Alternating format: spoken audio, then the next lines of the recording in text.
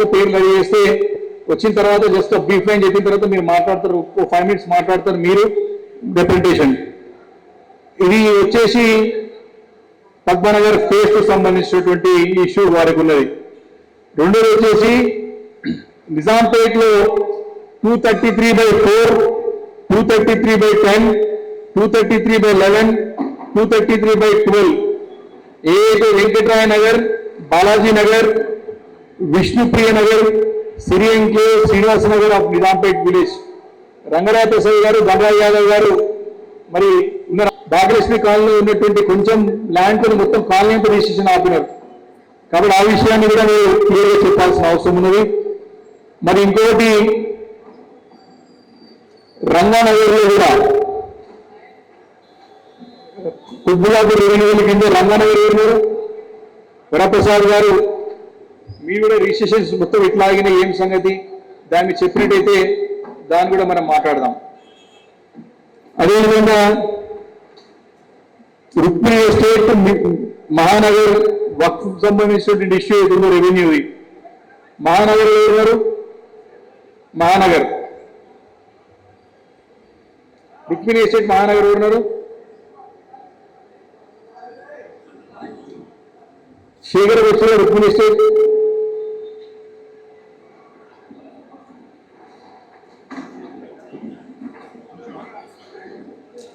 అదేవిధంగా రుక్మిణి ఎస్టేట్ శేఖర్ వచ్చారు, colony president Shekhar గారు ఉన్నారా, కనపడుతున్నారు కదా, మీరు కొంచెం ముందుకు రావాలి, మాట్లాడే ముందుకు వచ్చి ఉండండి పేరు చెప్పేవాళ్ళు. నాయకులు హరీష్ రావు గారు కానివ్వండి, ప్రభుత్వానికి పదే పదే మరి వారికి తప్పు ఎత్తిపోయినటువంటి సందర్భంలో వారు తప్పుని చక్కదిద్దుకోకుండా ఉల్టా మన పైన రాజకీయాలు చేస్తున్నారని చెప్పేసి దుమ్మెత్తిపోసే ప్రయత్నం చేసినారు. మరి గడిచిన కొన్ని నెలలుగా తమ చాలా మంది కాలనీ వారికి వాళ్ళ కాలనీ భూములు ఈ ప్రోబిటీ లిస్టులో పోయిన సంగతి కూడా తెలియదు. మరి తెలిసిన తర్వాత పెద్ద ఎత్తున ప్రజల నుంచి తిరుగుబాటు ప్రారంభమైన తర్వాత, ఆందోళనలు ఉద్యమాలు చేపట్టిన తర్వాత, బీఆర్ఎస్ పార్టీ పోరాటం ఉధృతం చేసిన తర్వాత ఈ ప్రభుత్వం కళ్ళు తెరుచుకొని దిగివచ్చి ఈ యొక్క రెవెన్యూ శాఖ మంత్రి అయినటువంటి పొంగిరెడ్డి శ్రీనివాసరెడ్డి క్షమాపణ చెప్పడం మనందరూ కూడా చూసిన సంగతి గుర్తు చేస్తా ఉన్నా. క్షమాపణ చెప్పడం కాదు, దీని వెనుకాలైనటువంటి శక్తి ఎవరు చెప్పాల్సిన అవసరం ఉందని చెప్పేసి చేస్తా ఉన్నాం. ఈరోజు ఈ నిషేధిత జాబితా భూములన్నింటినీ కూడా మీరు ఇమీడియట్ గా రద్దు చేసి క్లియరెన్స్ చేయాలని చెప్తే ఈరోజు ప్రభుత్వం ఏం చెప్తున్నది, టోల్ ఫ్రీ నంబర్ ఇస్తాం, మీకు దరఖాస్తులు పెట్టుకోండి, కార్యాలయాలు రమ్మని చుట్టూ రమ్మని చెప్పి ప్రభుత్వం చెప్తా ఉంది. మరి ఇదే మేము తప్పు పడతా ఉన్నాం. మీరు చేసే తప్పును మీరే చక్కదిద్దండి, ఇమీడియట్ గా ఈ భూములను రిలీజ్ చేయండి అని చెప్పి చెప్పడం జరిగింది.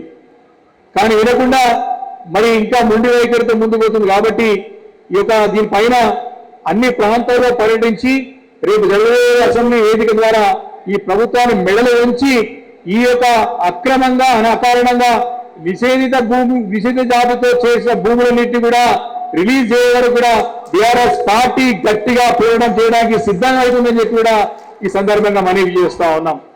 ఈ సమావేశాలు ఇప్పటికే ఉప్పల్లో కానీ, బోడుప్పల్లో కానీ, మేడ్చల్ నియోజకవర్గంలో కానీ, మల్కాజ్గిరి నియోజకవర్గంలో కానీ, ఈరోజు కుత్బుల్లాపూర్లో, రేపు కుకట్పల్లిలో ఎక్కడైతే బాధితులు ఉన్నారో వారందరితో నేరుగా మాట్లాడి ఆ సమస్యని కూడా పూర్తిగా అవగాహన పెంచుకుని ఏ రకంగా ఈ ప్రభుత్వం చేస్తున్నటువంటి అన్యాయాల అక్రమాలను తెలుసుకొని మరి అసెంబ్లీ వేదికగా వారు ఎండగట్టడానికి ఈ ప్రభుత్వం సిద్ధం, మాకు బీఆర్ఎస్ పార్టీ సిద్ధమవుతుందని చెప్పి కూడా ఈ సందర్భంగా మనవి చేసుకుంటూ, మరి కాలనీలు చాలా కాలనీలు మన దగ్గర నిషేధిత జాబితాలో ఉన్నాయి. బోరంపేట సంబంధించింది కూడా, దునిగల్ సంబంధించింది కూడా లిస్టుగా ప్రింటర్ పెట్టాలి ఒకసారి. కాబట్టి ఇవన్నిటి కూడా మనం ఉన్ని లిస్ట్ కానీ ఒకసారి మనం కూడా ఉన్ని చెప్పడానికి ఈజీ ఉంటుంది. కాబట్టి మనం వీళ్ళు కూడా ఆ ఒక కార్యక్రమం చేపడదాం. చేర్చి ఆ యొక్క ప్రాంత పేరుని ఇబ్బంది పెట్టిన సందర్భంలో మరి కోర్టు ఎకరాలని అకారణంగా పెట్టాలని చెప్పి బీఆర్ఎస్ పార్టీ పదే మరి నివేదిస్తూ వస్తామన్నది ఈ అంశాన్ని హరీష్ రావు అసెంబ్లీ వేదికగా రానివ్వండి అనేక వేదికల ద్వారా ప్రభుత్వాన్ని నివేదిస్తే రాజకీయం చేతులు అని చెప్పేసి తప్పించుకునే ప్రయత్నం చేసి ఎప్పుడైతే బీఆర్ఎస్ ఆధ్వర్యంలో మరి ప్రజల అధిష్టానాలని బుధా వేసుకొని పోరాటం మొదలు పెట్టిన తర్వాత, పోరాటం ముగిపోయిన తర్వాత ఈ ప్రభుత్వం మొగ్గులు వేసి కళ్ళు తెరిచి మరి క్షమాపణలు కోరుతూ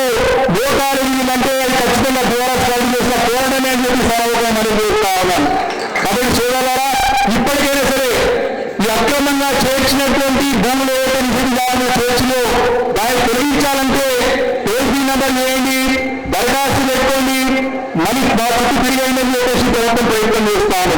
ఈ ప్రభుత్వం మొదటి నుంచి చూస్తాను. ముఖ్యమంత్రి రేవంత్ రెడ్డి గారు కానివ్వండి, రేవంత్ మంత్రి పొంగులేటి శ్రీనివాసరెడ్డి గారు కానివ్వండి, ఏ అంశంలో కూడా దోపిడీ, అరాచకం, ఏ రకంగా అభివృద్ధి పాల్పడుతూ ఏ భూమి క్లియరెన్స్ కావాలన్నా 30%, 40%, 50% షేర్ చేయడానికి డైరెక్ట్ గా వచ్చిన సందర్భాన్ని కల్పించినాం.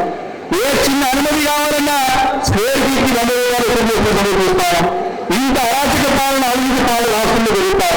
కాబట్టి బీఆర్ఎస్ పార్టీ పేరు అండగా ఉండేది పార్టీ కాబట్టి ఈరోజు హైదరాబాద్ నగరంలో కాక తెలంగాణ రాష్ట్ర వ్యాప్తంగా ఏవైతే నిజ జాబితాలో చేపట్టేటువంటి బాధితున్నారో వారి పక్షాన్ని పోరాటం చేయడానికి ముందుకు సాగుతారు. కాబట్టి ఈరోజు కొన్ని పార్టీలకు సంబంధించిన ప్రజలతో 2 నిమిషాలు మాట్లాడించి వారు నేరుగా వారి సమస్య వేస్తారు. కాబట్టి ముందుగా పద్మానగర్ పోస్ట్ కాలనీకి సంబంధించినటువంటి అంశం మరి కొద్దిలాపూర్ రెవెన్యూ యూనివర్సిటీలో ఉన్నది సుమారు 14 ఎకరాలు. వారికి 2018లో కలెక్టర్ ద్వారా రెవెన్యూ ద్వారా క్లియరెన్స్ ఇప్పించినాం. వాళ్ళు అన్ని అనుమతులు వచ్చిన విషయం జరుగుతున్నాయి. కానీ ప్రభుత్వం వచ్చిన తర్వాత వారికి ఎలాంటి నోటీస్ లేకుండా, ఎలాంటి నోటీస్ లేకుండా మరి దాన్ని అన్యాయంగా, అక్రమంగా నిషేధిత జాబితాలో పెట్టి ఆ కాలనీ వాసులు ఇబ్బంది పెడతారు. కాబట్టి ఆ కాలనీకి సంబంధించిన ప్రతినిధి విజయ్ గారు తన యొక్క ఇష్యూని మరి